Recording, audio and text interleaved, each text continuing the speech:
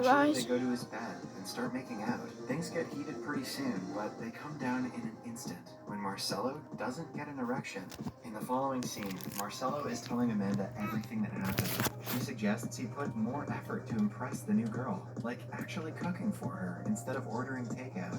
They then go to his house and cook together. This is the first time Marcelo has had a female friend come to his house, and he feels amazing about it. After eating, they go to the terrace and talk for a long time. Amanda declares that Marcelo is just afraid of commitment and promises that he will find love one day. Suddenly, he leans in and kisses her. He apologizes right after, but they cannot deny the sparks they feel in their hearts. In the following scene, Marcelo is with Max talking about his love life. Max asks him to close his eyes and think of a woman. Marcelo doesn't say who he saw, but knows that the girl is the love of his life.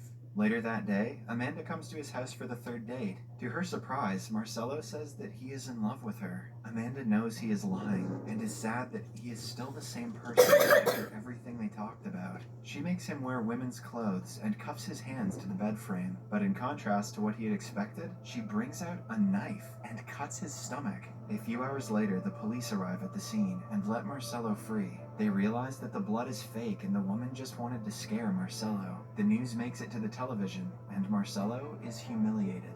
Amanda has taught him a lesson, like she wanted to, but something doesn't feel right to her. When she tells the pastor about this, he declares that she is in love with him. When Marcelo comes to the office the next time, he tells her that he is a changed man now. What happened to him yesterday has made him realize that she was right. He has to start looking for real love, not just one-night stands. With that being said, he goes out with Karen. At night, he arrives at Amanda's home drunk. She keeps him from seeing her and talks through the door. Marcelo reveals that he proposed to Karen and is going to marry her this week. However, he also reveals that he is in love with Amanda. She is far from his type of woman and is married, but he couldn't help but fall for her. He knows that she will never be his, which is why he is marrying Karen. Both of them shed tears and separate without saying anything else.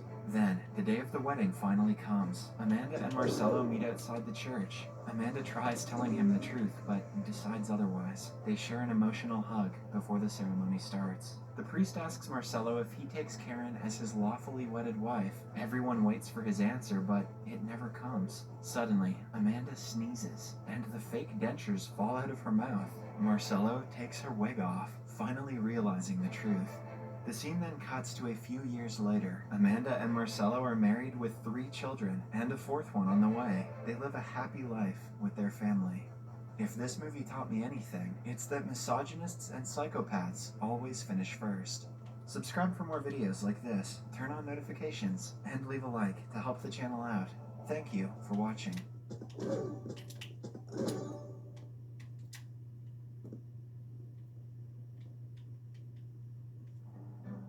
When someone asked for my Medicare number in a text, I knew it was a scam. Nice catch. If you get a call, text, or email asking for your Medicare or personal information, Strike. shut it down. Nope. Learn more at medicare.gov/fraud.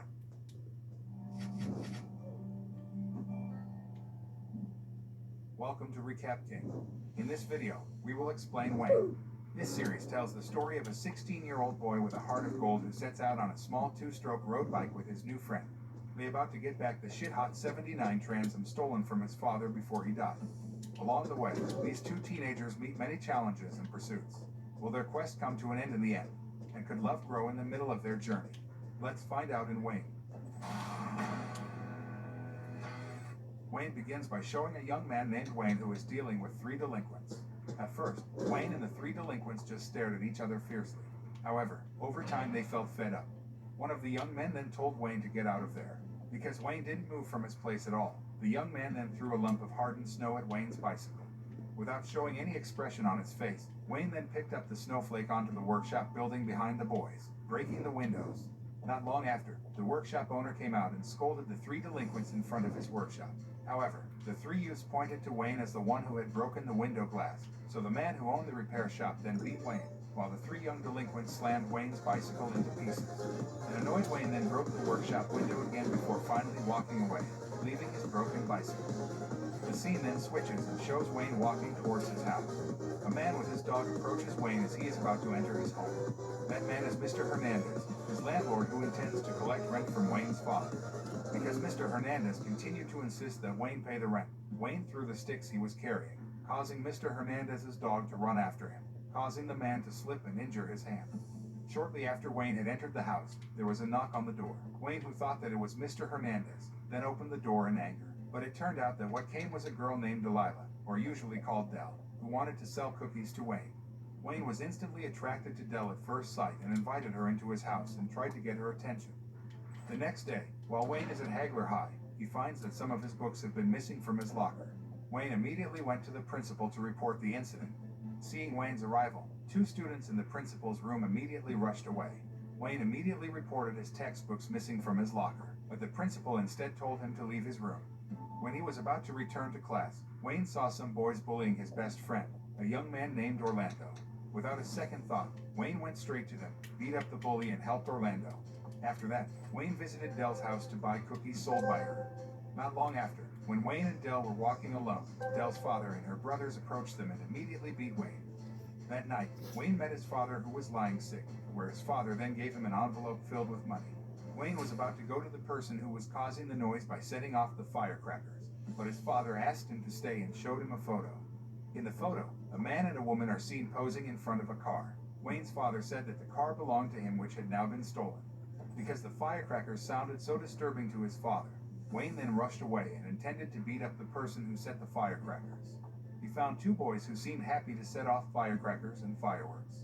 Wayne then took all the remaining firecrackers and fireworks before the boys started lighting them again. He accidentally saw the 2 boys who looked happy with their parents outside the house. Wayne, who is the only child from a broken home family, can only look down sadly at the other children who have complete families and both parents who love them very much. When he returned home, Wayne was devastated to learn that his father had breathed his last peacefully in his bed. Wayne then prepared all the necessary equipment and rushed off to meet Mr. Hernandez to hand over a thick envelope. Mr. Hernandez, who thought that the envelope contained money, had been tricked by Wayne because the envelope only contained paper. Not only that, but Wayne then burned his house and his father's body in it.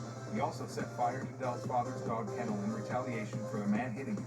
Then, he casually entered Dell's house, past her brothers who were watching television in the living room, and headed for Dell's room. Wayne's arrival there is to invite Dell to get back his father's stolen car. Without thinking, Dell accepted Wayne's invitation.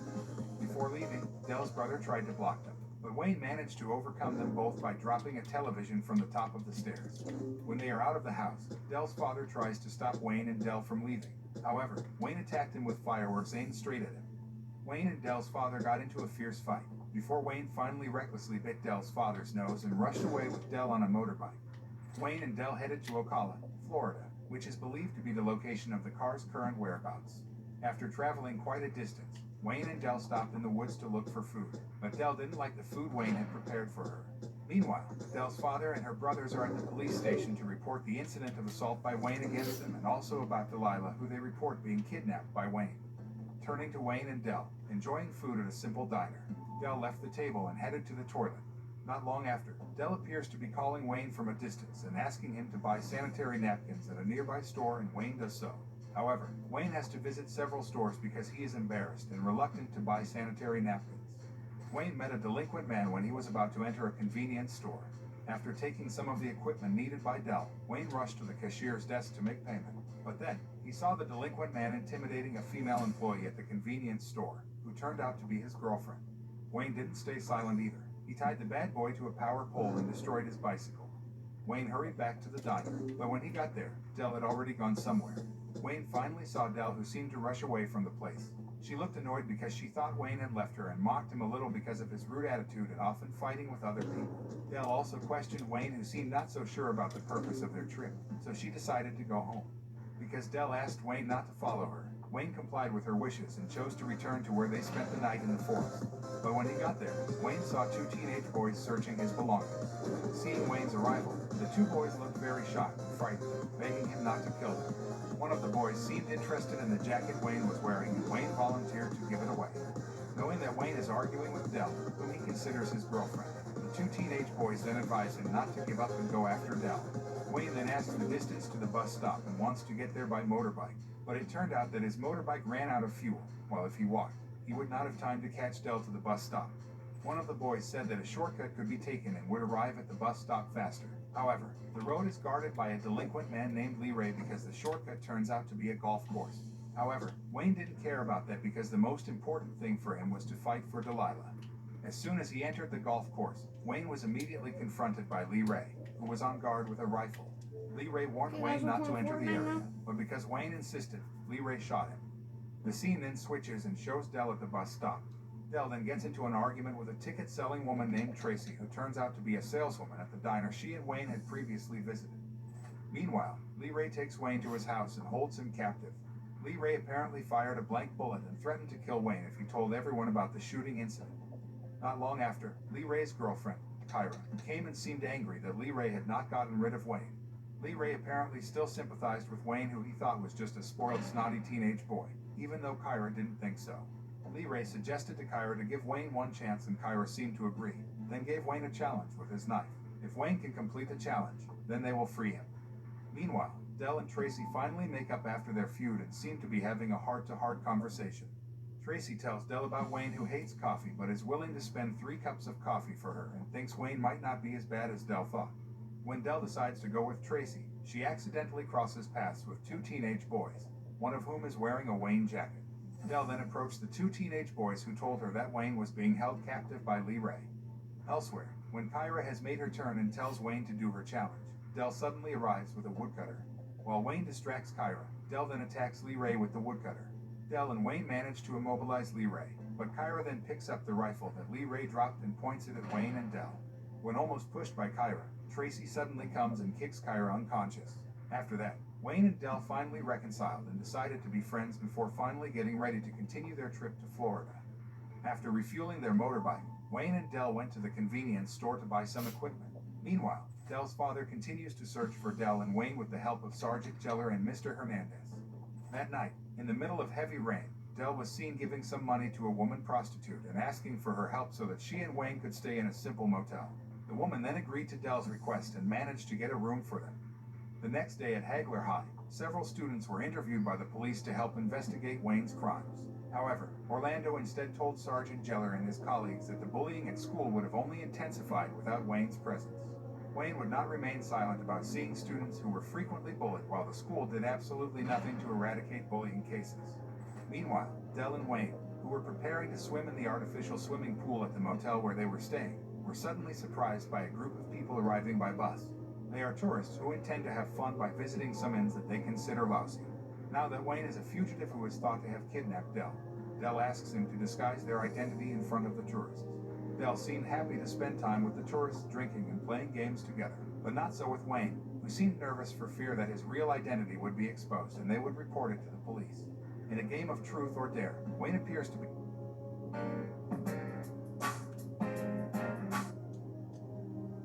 at odds with a young man who considers him a master liar. An annoyed Wayne then challenges the young man to bike from the motel's upstairs balcony and plunge into the pool. The young man thought it was impossible to do, so he refused the challenge. But then, Wayne proved that nothing is impossible to do, and he managed to complete the challenge. Knowing that his property had been vandalized, the man who ran the motel called the police. Dell and Wayne hurried away from there, as did the tourists, who immediately ran to escape, although they were caught in the end. Dell and Wayne managed to hide and outwit the cops before finally getting ready to leave. However, when Dell checked her bag, she realized that all her money had disappeared and assumed that the thief was the woman prostitute who helped them last night. Meanwhile, in Ocala, Florida, 2 men were seen, one of whom was the person in the photo shown by Wayne's father. The 2 men were in a car believed to be Wayne's father's car. A caravan trailer suddenly hit their parked car. The 2 men immediately got out of the car and destroyed the caravan trailer without thinking. After successfully escaping from the police, Wayne and Dell hide in one of the houses about to be rented out. Dell and Wayne were finally able to spend the night in a comfortable place and cleaned up after losing all their money. But then, the real estate agent who handled the house came there and brought along a couple who wanted to rent the luxury house. Dell managed to outwit them by dropping a vase of flowers right on top of the real estate agent's luxury car, before they finally managed to escape from there before being caught and reported to the police. Meanwhile, Sergeant Geller and his subordinate, an officer named Jay, are seen getting ready to head to Florida to find Wayne first before he gets into trouble in Florida, which is outside his jurisdiction. Sergeant Geller wants to know Wayne better and believes he deserves a second chance to become a better young man. Meanwhile, now that they have no money and run out of fuel to travel, Dell suggests Wayne work as a casual day laborer. Despite having no experience in construction, Wayne finally heeded Dell's advice.